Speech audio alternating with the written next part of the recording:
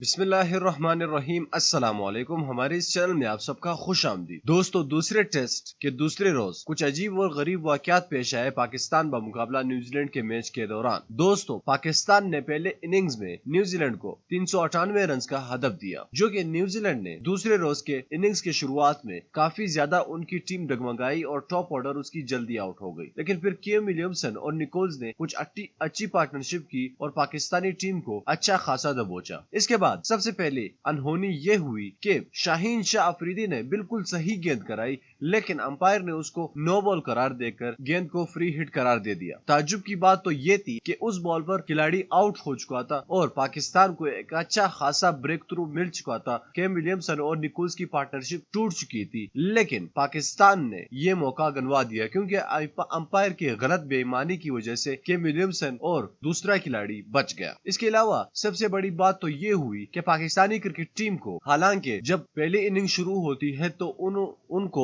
नई ball provide करती है, यानी नई बॉल से गेंदबाजी करनी पड़ती है, लेकिन पाकिस्तान को वही पुराना गेंद थमा दिया। जो कि पुराने गेंद से अंपायर ये कहते हैं कि पुराने गेंद से खिलाड़ी जल्दी आउट नहीं हो सकते और नए गेंद से गेंद जल्दी ज्यादा स्विंग करता है और खिलाड़ी उसको खेलने में काफी ज्यादा दुश्वारियां महसूस करता है। यही वजह है कि पहले कुछ ओवरों में खिलाड़ी सबसे ज्यादा एहतियात से बैटिंग करता है क्योंकि नया गेंद ज्यादा स्विंग लेता है बनिस्बत पुराने गेंद के। तो पाकिस्तान के साथ ये दो बहुत बड़ी बेईमानी हो चुकी है और पूरी दुनिया इस पर हैरान रह चुकी है। इसके अलावा दोस्तों, अगर आपकी नजर में भी कोई ऐसी वाकयात पेश आए हैं तो नीचे कमेंट बॉक्स में लाजमी बता दीजिए। इस वीडियो को लाइक कीजिए और हमें ये भी बता दीजिए कि पाकिस्तान दूसरा टेस्ट मैच जीत जाएगा या नहीं। आप हमें कमेंट करके नीचे बताइए। इस वीडियो को लाइक कीजिए, चैनल को लाजमी सब्सक्राइब कीजिएगा।